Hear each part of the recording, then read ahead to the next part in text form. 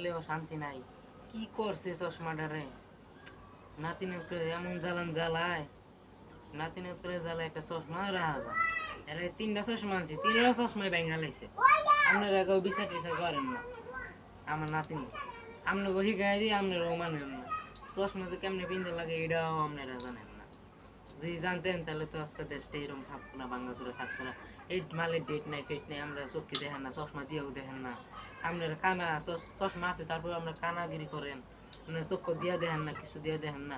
এই গ্লাসটা সামনে নিয়ে এমনি একটু দেখলে তো জিনিসটা বড় দেখা যায়। আপনারা এমন করেন নাকি? আপনারা খালি মূর্খ হয়ে থাকেন। চশমাটা এই যে এরকম করে দিলেই কি হয়? আচ্ছা, আপনারা তো চশমা পিনবার জানেন না।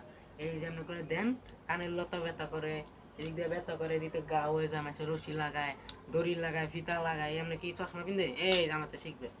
এই যে এমনি করে চশমা পিনবেন, কিচ্ছু হইতো না। এরকম করে চশমা পিনলে একটা জিনিসের ডেট নাই।